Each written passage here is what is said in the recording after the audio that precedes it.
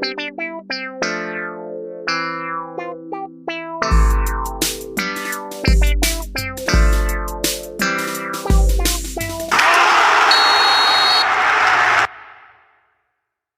dia, boa tarde, boa noite, queridos e queridas ouvintes do Boleirês, a linguagem da bola.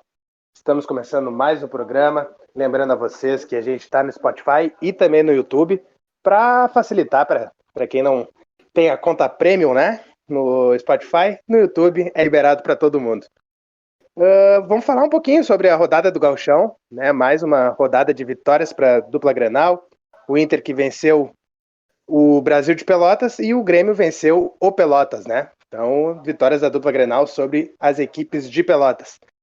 Estamos desfalcados hoje, nosso amigo Rafa não comparece, mas temos aqui @Estevão Peralta. Fazia muito tempo que eu não via o Inter com tantas boas opções ofensivas. Isso que nem chegou ainda Tyson Palacios e a volta também de Gabriel Bosquilha. Então estou muito empolgado aí para esse ano.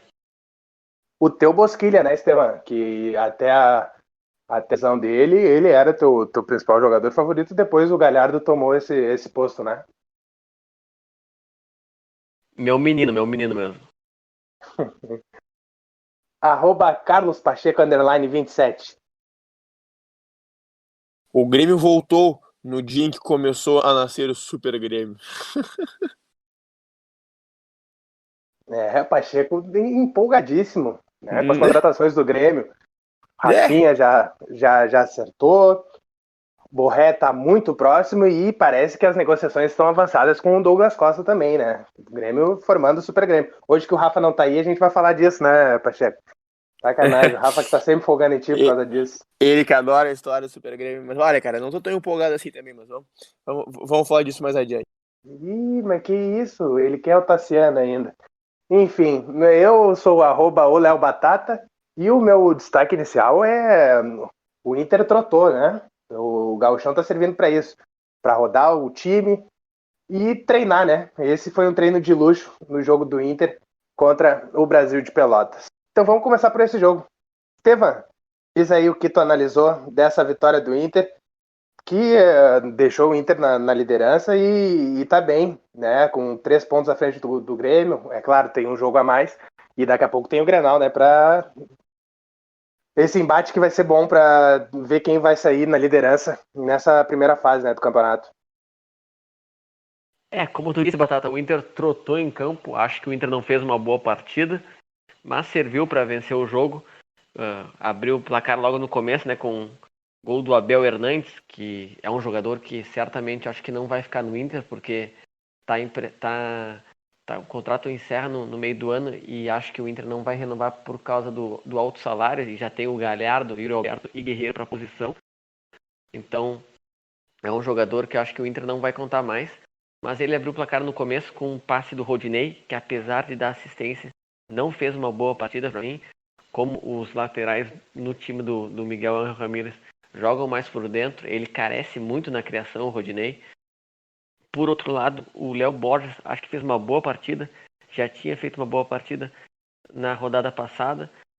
Para mim, acho que é um destaque positivo, porque ano passado não vi ele, nas oportunidades que teve, ele não me encantou muito, mas acho que se mostrou um lateral seguro defensivamente. Acho que vai ser um bom jogador para grupo.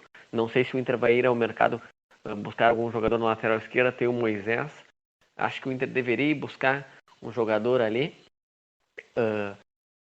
Outra posição que eu pensava que o Inter teria que buscar, acho que ainda tem que buscar, é um volante, né? Mas a verdade é que o Dourado foi muito bem. Já tinha ido bem na rodada passada, deixando os zagueiros jogarem mais, né? E ele recuando. Mas ele para mim, foi o melhor do jogo. Conseguiu cobrir a marcação, conseguiu dar alguns passes de ruptura, né? Fazia muito tempo que eu não vi o Dourado fazer isso, não é a característica dele, mas acho que com os treinos do Miguel Ramírez ele está arriscando mais. Acho que não é o suficiente ainda, porque o Inter vai ser pressionado, vai sofrer com a marcação alta das equipes mais fortes, né? Eu acho que ele pode sofrer, não vai saber sair da pressão dos adversários, mas esse começo dele é um alento. Vamos ver se ele melhora essas características para se tornar o titular absoluto da posição. Não sei se o Inter vai buscar esse jogador ou não, mas como eu disse no meu destaque inicial, o Inter está muito bem servido na frente. O Maurício, que era preterido no passado, né, pelo Abel, depois chegou no finalzinho ali da chegada do Kudê. Ele chegou no final da era Kudê ali, teve poucas oportunidades. Com o Abel também não teve muitas oportunidades, mas vem se mostrando um grande jogador. Deu mais uma assistência, né, pro gol do Dourado, um cruzamento. Então o Inter está muito bem servido com o Patrick, com o Maurício, Prachedes, que dispensa comentários, o Edenilson, o Caio Vidal, e depois ainda tem os três que eu destaquei no começo, né, o Palácios, Tyson e o Bosquilha. E na frente, os três que eu citei, o Yuri Alberto, Guerreiro e o Thiago Galhardo. Então o Inter está muito bem servido do meio para frente. E eu acho que tem que dar uma olhadinha pro meio para trás, né? Tá essa indefinição do goleiro. O Lomba não acho que deve ser o titular nessa temporada. Acho que vai ficar entre Danilo e Daniel. E a zaga, eu tô com uma dúvida, até queria perguntar por Batata, porque eu gostei muito do encaixe Zé Gabriel e Lucas Ribeiro, porque são dois jogadores rápidos. E o Cuesta eu acho mais lento que os dois. E eu não sei não se o Cuesta vai ser o titular absoluto, né? Eu gostei muito da partida do Zé Gabriel e do Lucas Ribeiro na rodada passada. E o Cuesta, às vezes, ele se complicou bastante em linhas altas com o Kudê, né? Depois ele deu uma entrevista dizendo que era porque a fase dele estava ruim e ele estava... Por isso que ele não se adaptou. Mas queria lembrar que quando ele jogava no Independente, ele foi preterido pelo técnico Ariel Roland, que também jogava no jogo posicional, né? O Ariel Roland que agora está treinando o Santos. Então não sei se o Cuesta vai se adaptar a esse esquema. É a referência da zaga ali, mas não vejo com maus olhos o Lucas Ribeiro e o Zé Gabriel jogando ali, apesar que acho que o Inter tem que ir ao mercado buscar um zagueiro, porque acho que é uma das posições que, sem o Moledo ali, o Inter carece de opções. Mas basicamente é isso. Sobre o jogo, o Inter trotou, como tu destacou, né, Batata? Não fez muita força. Agora no meio da semana vai pegar o São José no Zequinha ali naquele campo horroroso. O Inter tem que torcer, principalmente para ninguém se machucar, né? Porque se lesionar no sintético é uma coisa que preocupa, né? O Inter para a temporada não pode perder jogadores e tem Grenal no final de semana. Acho que o Grêmio, não sei se vai com todos os titulares, né? Porque o Inter, porque enfrenta o Del Valle já na semana que vem, lá na altitude do Equador. Então é uma semana que o Inter tem que firmar, né? Vencer o São José e vencer o Grenal na Arena, eu espero. Mas é isso aí, Batata. Queria que tu me respondesse isso sobre o Cuesta, se tu vê ele titularíssimo desse time do Miguel Ramírez. Ainda é muito cedo para falar, né? Mas eu não vejo com maus olhos o Zé Gabriel e o Lucas Ribeiro juntos, mas penso que tem que contratar para essa posição também. Estevam, eu concordo contigo, né? E eu não tenho essa certeza também se o Cuesta vai ser titularíssimo. É uma pena o nosso programa ele ainda não ser um canhão de audiência, né? Porque essa tua fala, ela muitos comentários no Twitter, né? Mas eu concordo contigo. Eu acho muito difícil só ele fazer essa situação, né, de colocar o Cuesta no banco pelo fato da nossa torcida, da nossa imprensa. Não, imagina se ano passado o Moledo foi para o banco, porque o Kudê explicou ainda que ele gostava de zagueiros mais técnicos, que jogassem mais com a bola. Começou com o Fux no lugar do Moledo, depois, quando o Fux foi vendido, o Zé Gabriel ainda seguiu na frente do Moledo.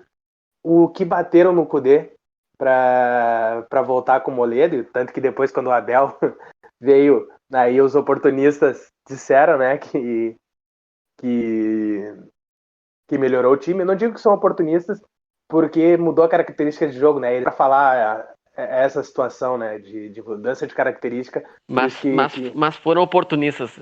Foram oportunistas porque quando o cara vai explicar que era outro modo de jogo, eles se cegam. Eles dizem, não, o Moledo é melhor e pronto. Mas o Kudê botava o Zé Gabriel muito pela saída de bola. E uma coisa que o Zé Gabriel sofre muito sofre esse preconceito da torcida porque o Kudê preteriu o Moledo por ele. Então a torcida tem um ranço do Zé Gabriel, mas como eu disse, acho que é um zagueiro bem promissor que pode ajudar bastante o Inter e também numa futura venda, né? Ele já teve proposta para jogar no futebol norte-americano. Mas sabe que eu acho que o maior preconceito que a torcida tem é por saber do passado dele nas categorias de base. Né, que ele era meio campo, foi voltando, né, aí depois, quando chegou nos juniores, juvenil ali, ele virou volante, e aí com o Kudê ele virou zagueiro.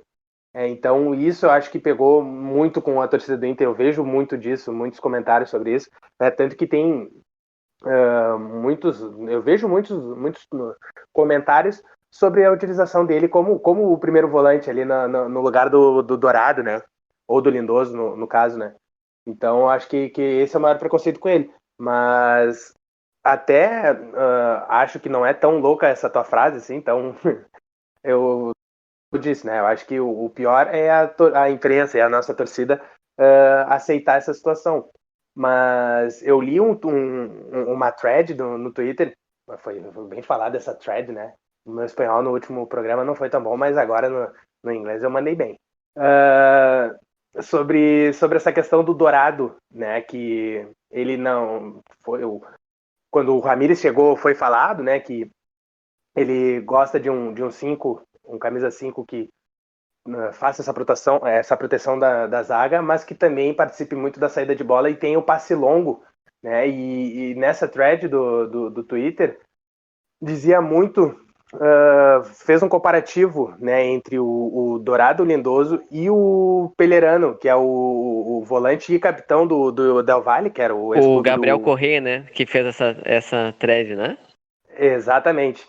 E aí, falando, né, que com o Dourado em campo, quem tem mais essa liberdade para os passes longos, e a gente tem visto isso nos jogos, são os zagueiros, né? E tanto o Lucas Ribeiro quanto o Zé Gabriel, principalmente. Né, o Cuesta nem tanto, ele até dá alguns lançamentos longos, mas não tanto quanto o Lucas Ribeiro e o Zé Gabriel. Né? Mas um ponto positivo pro Dourado, além disso, né, de fazer com que os zagueiros trabalhem mais com a bola nos pés e tudo mais, forcem mais esse passe longo, é a questão da capacidade que o Dourado tem em atacar a bola, né, depois que o Inter perde. Né, como diz o Pedrinho, a pressão pós-perda. Né, então, isso que é um ponto muito bom pro Dourado e que foi destacado nessa análise do Gabriel Correia, né. E o Dourado foi muito bem nesse jogo, concordo contigo. Né? O Inter trotou, não conseguiu trocar tantos passes. Acho que muitos também por causa do campo, né? Não, quer dizer, trocar tantos passes com qualidade, né? Com efetividade, não só pela escalação, mas também pelo campo, né? Que o Inter jogou.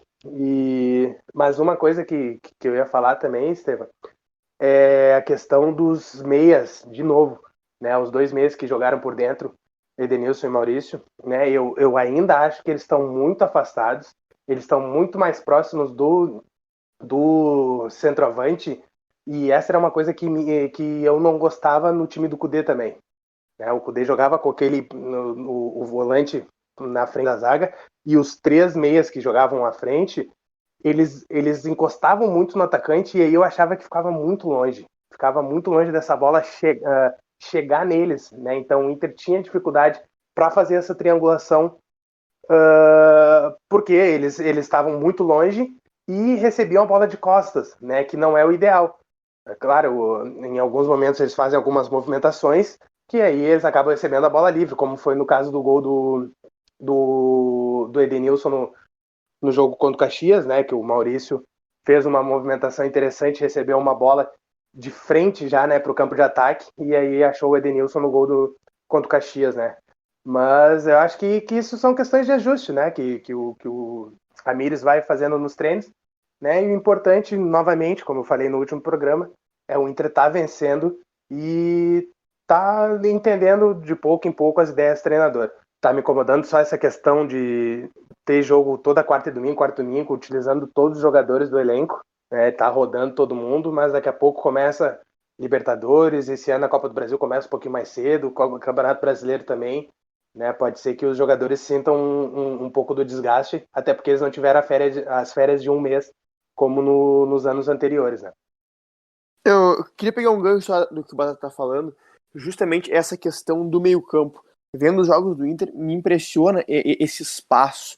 Eu entendo que a ideia do Ramires é empurrar bastante a última linha do adversário, mas o espaço está muito grande, porque ficam 5 jogadores do Inter lá, praticamente colados na linha defensiva do adversário, o que é positivo para o terço final, porque geralmente há uma superioridade em relação à defesa do adversário, mas tu tem aqui na saída de bola, embaixo, a saída de 3, os 2 laterais, e deu. Tu tem praticamente 2 linhas de 5 separadas por um campo inteiro.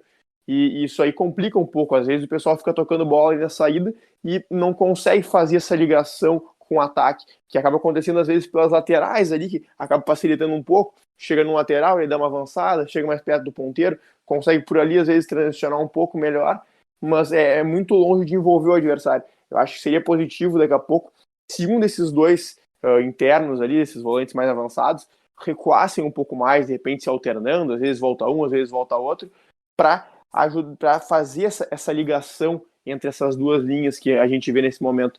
Porque senão esse buraco ele atrapalha muito a evolução do time do Inter. Porque se o Inter ficasse com apenas 4 lá na frente nesse momento, os 2 ponteiros, o centroavante, mais um desses jogadores de meio, já seria o suficiente para prender a linha do adversário.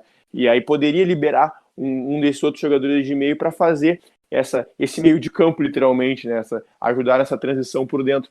Porque senão fica muito difícil de transicionar e acaba atrapalhando a evolução do time, na minha concepção. Não, e por isso que é muito importante a participação dos laterais, né? Para ter uns laterais técnicos ali, como eles jogam mais por dentro.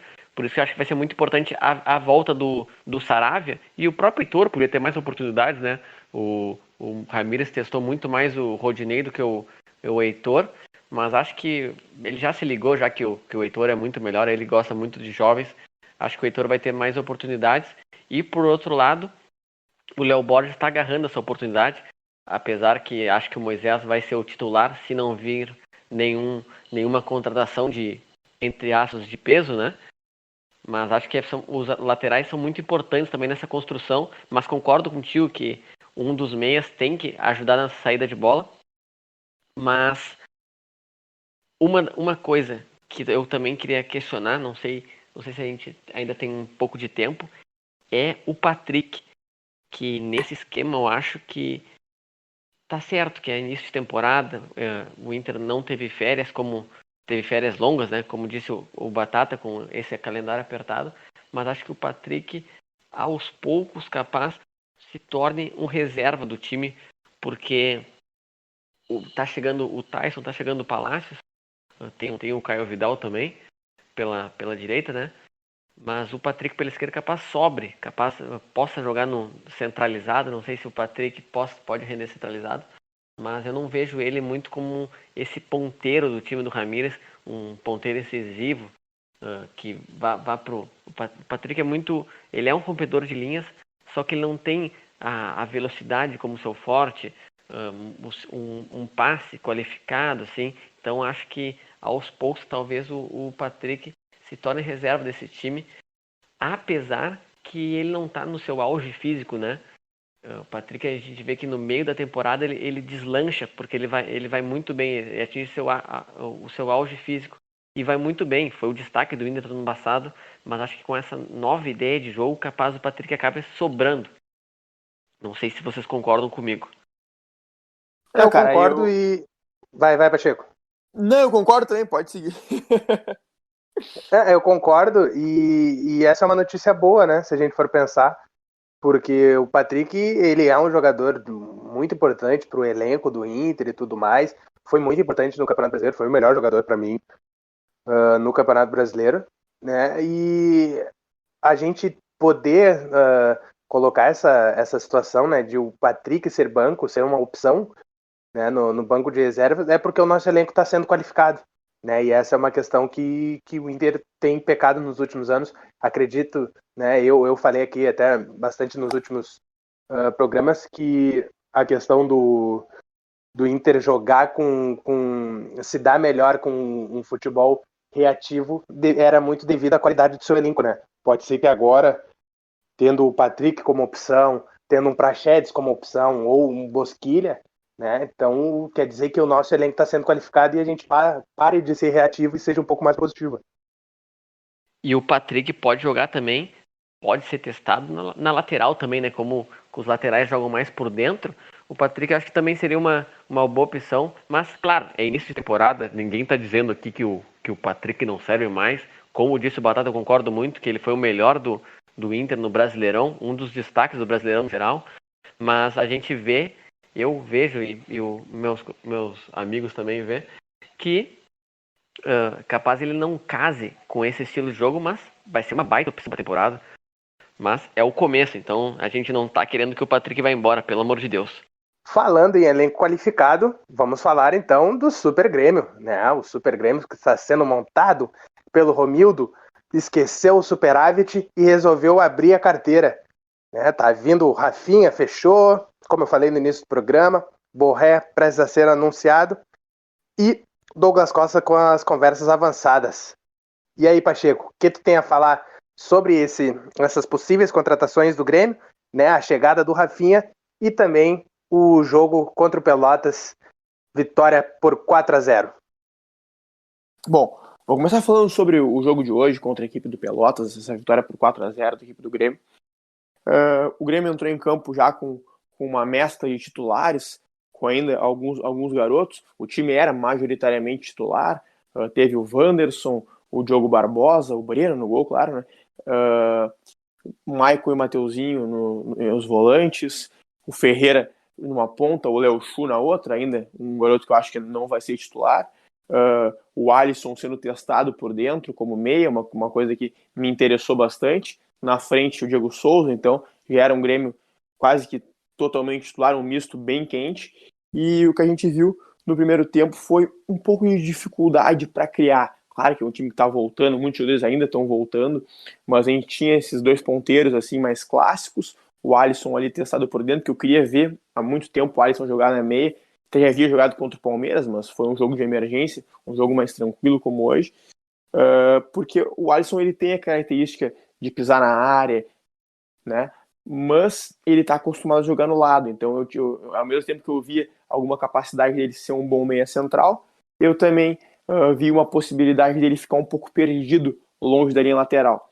E acho que foi um teste mais ou menos, assim, ele não saiu tão mal, mas nem tão bem. Acho que teve uma movimentação até razoavelmente interessante, não achei ruim, ele flutuou bem entre um lado e outro, ele chegou na área em alguns momentos, embora nenhuma bola tenha chegado para ele definir, tal como a gente sempre quer, desse meia que pisa na área, que sobre alguma para ele, né, uma bola cruzada para trás ou escorada pelo centroavante para que ele possa definir. Isso não aconteceu, então acho que talvez possa ser um pouco mais testada ainda essa possibilidade. Mas o que eu acho que atrapalhou mesmo o Grêmio no primeiro tempo foi o fato de que tinha o Wanderson pela ponta direita e o Ferreirinha inicialmente jogou pela ponta direita também. Dois jogadores que têm a característica do lado do campo.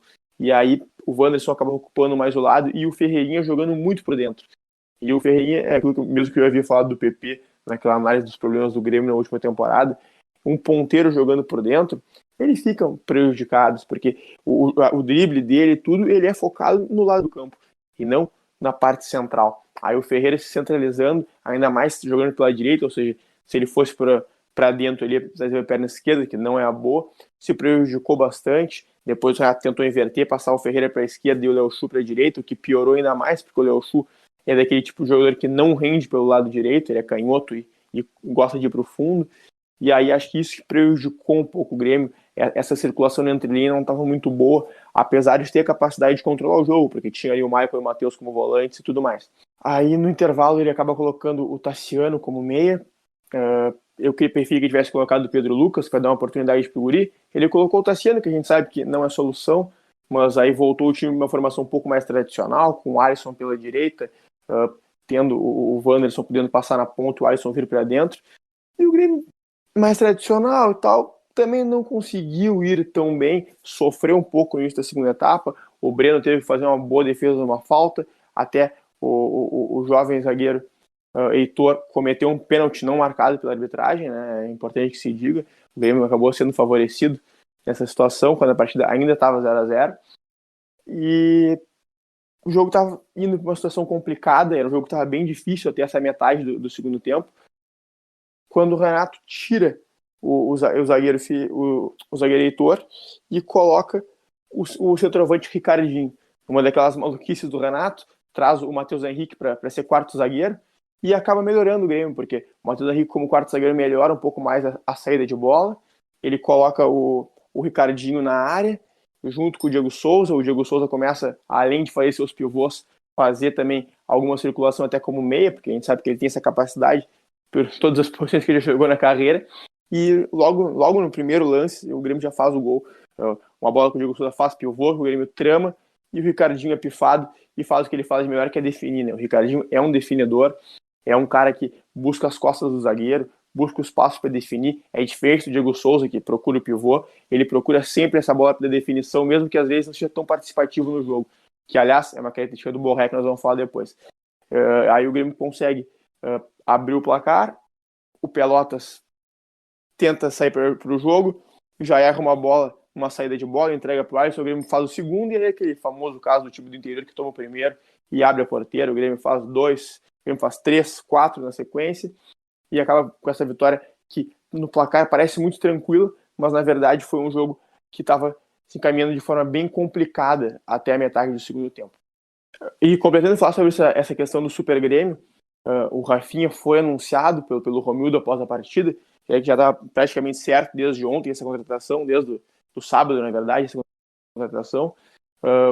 É um jogador que dizem que baixou a pedida salarial, me preocupava um pouco a pedida salarial alta dele. É um jogador que tem qualidade, que vai nos ajudar, que se realmente vier por um salário não tão alto, é muito bom.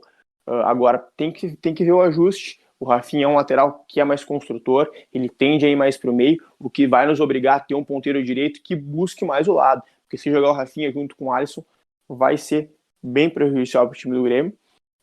Da mesma forma, tem a questão do Douglas Costa, que ainda está um pouco, né, é coisa de se pensar um pouco mais para frente. A gente sabe que é muito difícil, porque é um jogador que tem mercado na Europa, então eu ainda não vou me iludir com essa questão. Mas uma questão mais palpável é a do Borré, que o Grêmio até tratou disso já nas entrevistas pós-jogo. O Romildo falou que há um acerto com o jogador, o Renato já falou da possibilidade do jogador atuar junto com o Diego Souza. E aí vem a grande questão. Eu me preocupo um pouco com essa contratação do Borré, diferentemente da maior parte da torcida do Grêmio, que está maravilhada com essa ideia. A verdade é que a torcida do Grêmio vê no Borré a contratação do sucesso do River. Eles veem, estamos contratando o Borré e estamos trazendo o sucesso do River. Nós somos o time bom da América, junto com o sucesso do River, nós vamos ganhar tudo que parecer pela frente. E não é bem assim. Quando tu contrata um jogador, tu não está contratando o sucesso daquele clube, tu está contratando o jogador com as características dele, um jogador que deu certo num determinado sistema, num determinado time, e que tu vai ter que encaixar para dar certo no teu time também. E a verdade é que eu não vejo no Borré a característica que case em nenhuma posição no time do Grêmio.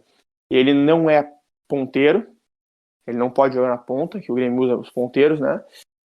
Ele, como centroavante no Grêmio, ele não vai render, já deixo isso aqui fechado, porque o Grêmio precisa de um centroavante que faça pivô, que empurra a defesa, que escolhe para os jogadores que vêm de trás, então não vai conseguir. Ele é um centroavante que busca as costas da defesa, a bola lançada, é pouco participativo, e isso aí o Grêmio já teve alguns jogadores com essa característica que não renderam tão bem. É o caso, por exemplo, do Tardelli, é o caso do Luciano, e outros jogadores com menos qualidade, aí tá, o Hernani Brocador, assim como o Henrique Almeida também tem a mesma característica, embora com muito menos qualidade, e nenhum deles conseguiu render no Grêmio, porque essa característica não casa bem com o time do Grêmio. Então, sobraria para o Borré a possibilidade de jogar atrás do Diego Souza ali, na função de atuar o Alisson hoje, claro que não como meia, como um segundo atacante, que tornaria o Grêmio ainda mais ofensivo, porque eu teria o Diego Souza para fazer a função dele de empurrar a defesa para o Borré encontrar espaços como se fosse um segundo atacante. Mas isso, como eu disse, deixaria o time muito ofensivo, quase num 4-2-4, porque eu não vejo com nenhum bons olhos a ideia de matar os pontas. O Grêmio precisa de pontas, senão perderia amplitude, não teria nenhuma uma condição de subir o campo de ataque sem seus ponteiros. O Grêmio joga muito baseado nos seus ponteiros. Então, eu não vejo muito por onde encaixar o Borré, a não ser nesse 4-2-4, que seria perigosíssimo falando assim. E, além disso, o que está se falando é uma contratação de valores de 1.800.000 por mês, que é muito dinheiro. O Borré é um bom jogador, mas é muito dinheiro. Para mim, ele vale no máximo metade disso, no máximo 900.000, no máximo 1 milhão, 1.800.000. É muito dinheiro pro futebol dele, sendo que não tem onde colocar ele no time. Eu acho absurdo isso. Tem que botar jogador que tu precise, no lugar certo, que encaixe, não um cara que só porque é bom, traz aí, depois nós colocamos. Porque a gente tem 1 milhão de exemplos, que é por isso que as contratações dão errado, é por isso que tu traz um grande jogador que não dá certo no teu clube, porque tu não tem onde botar. O Grêmio já teve exemplos disso ultimamente. Todas essas grandes contratações que o Grêmio fez, esses investimentos fortes que a gente fez nos últimos anos que não deram certo, foram por isso. O Grêmio avaliou mal na hora de trazer, o cara era bom, mas não foi avaliado onde ele ia entrar no clube. O Grêmio investiu e não deu certo. Tem exemplos enormes disso em outros clubes, e acho que o Grêmio está cometendo esse erro mais uma vez. Mas, né, como torcedor, se fechar, nós vamos torcer para que a única possibilidade que eu vejo de dar certo, que é nesse 4-2-4, que eu repito, é perigosíssimo, se realmente se materialize e o Grêmio possa ter sucesso. Pacheco, eu concordo muito contigo. Eu acho que o Grêmio está trazendo muito pelo hype, como a gente pode dizer assim, porque a gente tem que analisar o jogador no contexto, né? Tu já disse isso, porque o River tá com sucesso, não é por isso que o Borré vai chegar aqui e vai fazer o que ele faz no River. Eu nem acho ele o destaque principal do River, até acho que pode ser no último ano, mas na Libertadores, que eles perderam contra o Flamengo, ele não era o destaque principal, tinha melhores jogadores, e acho que esses valores muito absurdos. Acho que o Grêmio quer mostrar para a torcida que vai ao mercado, mas uma coisa sem pensar assim. O Palmeiras foi lá, quase fechou com ele, depois desistiu pelos altos valores, e o Grêmio viu a oportunidade e vai trazer com os olhos fechados. A gente vê a declaração do vice de futebol dizendo que ele é um centroavante clássico.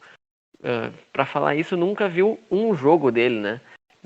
Até admiro a ingenuidade de mandar um cara para entrevista para falar uma bobagem dessa para a torcida.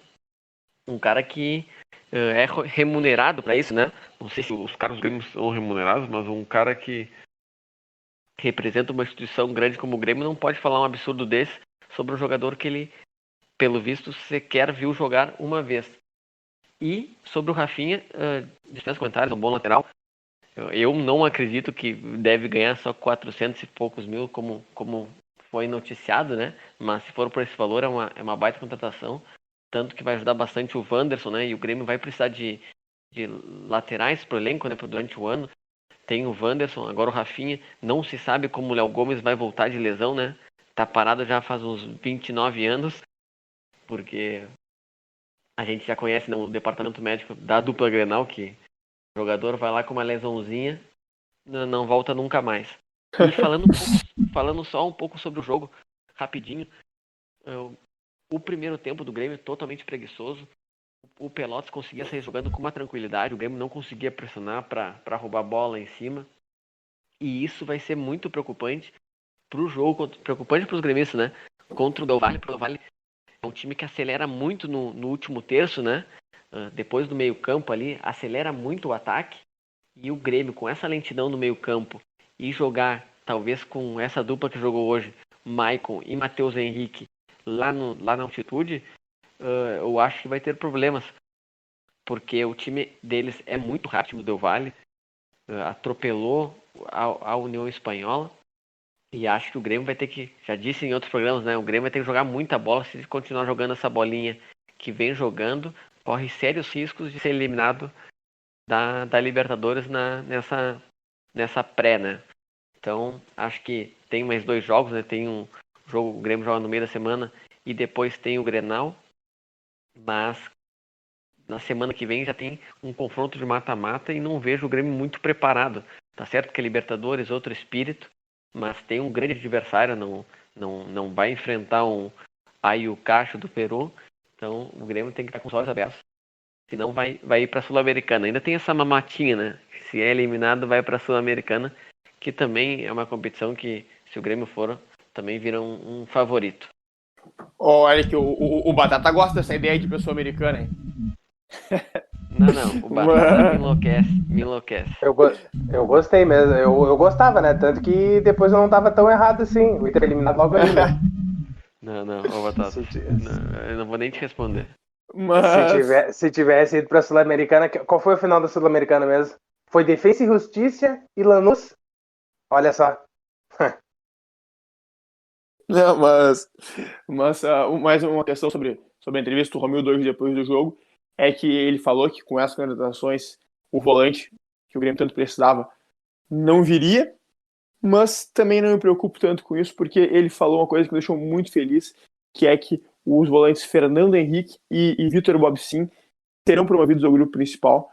Esses dois jogadores me agradaram demais vendo jogar com os garotos nas partidas que eles entraram. Embora tenham tido menos minutos que o Lucas Araújo, que eu acho que não foi bem, esses jogadores têm a característica que o Grêmio precisa. O Fernando Henrique tem um passe longo fantástico, tem o passe de armador, tem o lançamento incrível, e o Bob Sim também tem esse passe, talvez não tão bom quanto o Fernando Henrique, mas tem um grande potencial de armação, de marcação também, o que agrega bastante. Então, de repente, esses dois jogadores podem suprir essa nossa necessidade de substituição do Maicon e do Darlan, claro, que foi muito bem nesses últimos jogos aí, e é sempre difícil juntar ele com o Matheus Henrique por causa da altura, mas que, tirando essa questão, com certeza formam uma boa dupla. Mas aí, Pacheco, eu vou entrar nas contratações do Grêmio. Concordo contigo sobre o que tu falou do Borré. Não concordo em alguns pontos, porque eu acho ele um muito bom jogador. Acho ele um excelente atacante. Né? Eu acho que ele pode sim render como um 9, não tanto quanto ele rende no River Plate, né? Porque o River é um time que joga muito e potencializa as características dos seus jogadores, né? Nas formações que o Galhardo coloca. Mas eu acho que ele é um jogador que pode. Uma comparação que eu fiz, né? Que é um Yuri, né? Eu acho que ele tem as mesmas características. Ele pode jogar tanto pelo lado quanto pela ponta. Ele pode jogar tanto pelo lado quanto por dentro, mas ele jogando junto com o atacante eu acho que seria melhor. Né? Acho que seria a posição que ele melhor se encaixaria. Né? Mas eu acho que é uma boa contratação, me assusta os valores, claro. Até porque, eu vou pegar isso que tu falou agora, né, sobre essa questão do Romildo, dizer que o volante não vai vir porque os guris da base vão ter mais oportunidade, mas esse dinheiro poderia ser investido, por exemplo, no Rafael Carioca, que com certeza seria o substituto do Maicon, né, chegaria para jogar, inclusive botar o Maicon no banco mesmo. Imagina ter o Maicon para alguns jogos, né, e o Rafael Carioca para outros. Acho que os dois são muito parecidos. E aí resolveria esse problema da volância. Acho que os guris até vão bem e tudo mais, mas é uma garotada, né? Pode ser que em algum jogo mais importante, jogo grande, eles sintam por falta de experiência, né? Coisa que o Rafael Carioca tem de sobra. Inclusive jogou a final do Mundial no último ano, né? Mas o Rafael... Fala, Estevam. Não, só com o Rafael Carioca, o que o Tigres pediu, né, 5 milhões de euros, acho que era inviável o Grêmio investir esse dinheiro no jogador que já tem seus 30 e poucos anos, né? Ele tem quantos? 32, 33 anos? Então acho 32, que não... 32 anos não valia a pena o Grêmio gastar 5 milhões de euros num jogador dessa idade, né? Acho que seria insanidade, apesar que é um baita jogador. Eu acho que... Vai, Pacheco. Não, eu ia dizer que é um valor para não fechar mesmo. Não, eu acho que os 5 milhões não seria a venda. Eu acho que uns 3 o Grêmio conseguiria comprar ele e eu acho que estaria muito bem pago, porque resolveria um dos problemas do Grêmio. Né? Mas, bom, trazendo o Rafinha, que vai ser o dono da posição, com certeza, vai ser importante para o vestiário do Grêmio, né? E também importante para o Wanderson também, né? Vai ter um lateral de seleção, de nível de seleção brasileira, muitos anos na Europa, né? Vai ter jogando ali ao seu lado, pode ser que aprenda muitas coisas com ele também. E o Douglas Costa também vindo seria uma janela praticamente perfeita do Grêmio. Né? Eu só digo isso praticamente por causa dessa situação do volante. E aí, jogadores como o Jean-Pierre e o Pinares, eu tenho minhas dúvidas do aproveitamento desses jogadores, porque eles são os camisa 10 desse 4-2-3-1, né, que o Grêmio joga, né, e o Grêmio mudando um sistema de jogo, vamos dizer que isso aconteça, né, para encaixar o Borré nessa equipe, tirar o melhor dele, né, o Jean-Pierre talvez jogar de volante, né, que é uma situação que a gente fala muito aqui, mas não sei se o Renato tem tanto essa vontade de transformar ele nesse volante. E o Pinares, que não tem característica nenhuma de volante, vai jogar aberto, mas não tem tanta velocidade, né? Não sei. Fica essa curiosidade para ver como esses jogadores também vão ser aproveitados caso o Grêmio mude o sistema de jogo para favorecer essa contratação que está sendo feita, né? Esse investimento alto que o Grêmio fez. Mas, Batata, eu acredito que o Jean-Pierre, na verdade, o Jean-Pierre como meia não vai ter carreira, né? Não um time grande, o Jean-Pierre como meia só vai ter carreira em um time pequeno. E o Pinares, ele, na verdade, vinha atuando pelo lado do campo no clube anterior ao Grêmio. Então, acho que, de repente, ele pode disputar posição com o Alisson naquela situação ali. Eu vejo mais dessa maneira. E também, só para completar, falar que como eu já fiz o gancho antes, o Ricardinho é um jogador que tem a mesma característica de jogo do Borré. Esse centroavante que busca as costas da defesa, busca a finalização. Claro que é um guri ainda, mas por questão de característica, é interessante a gente ver quando o Grêmio atuar com ele para entender a possibilidade do dar certo mesmo no time do Grêmio ou não. E até tu comentasse sobre a comparação com o Yuri Alberto, eu concordo em partes. Eu acho que o Yuri Alberto, enquanto centroavante, tem a característica muito parecida com a do Borré mesmo. No entanto, o Yuri Alberto é mais rápido, ele tem mais possibilidade de jogar pela ponta, o que eu não vejo o Borré tendo tanto assim. Então é isso. Passamos a régua nas análises dos jogos da dupla. Falamos também sobre as contratações, né? As duas equipes se reforçando. Isso é muito bom para o futebol gaúcho, né? Ter as duas equipes muito fortes, né? Brigando sempre pelos títulos, mais o Juventude na Série A ainda, o Brasil de Pelotas na Série B, as outras equipes também na Série C e D, né? E isso é bom para o futebol gaúcho. Quanto mais competitivo, quanto melhor ele, melhor também para as equipes aqui de Porto Alegre, né? A dupla Grenal que a gente fala bastante. E eu só queria falar um pouquinho, né? Fazer uma menção honrosa à narradora, né, do jogo do Grêmio, né? A primeira vez que tem um jogo da dupla Grenal narrado por uma mulher, né? E ouvi muitas críticas no Twitter, né? Sobre a emoção e tudo mais, mas tem outros narradores que são tão, vamos colocar assim, sanguíneos, né, quanto a narração que foi dela, né, mas também ouvi falar que o primeiro tempo do jogo do Grêmio não teve emoção nenhuma para ela narrar, né, então a gente tem que valorizar isso sim, o espaço que está sendo dado às mulheres, né, a visibilidade que está sendo dado na televisão, né, e também tanto elas jogando quanto elas atuando, né, seja como repórteres, seja como narradoras também. Tá certo? Então, estamos terminando esse programa. Curte a gente lá no Instagram e no Twitter, @obolerês. E escuta a gente ou no Spotify ou também no YouTube. Valeu!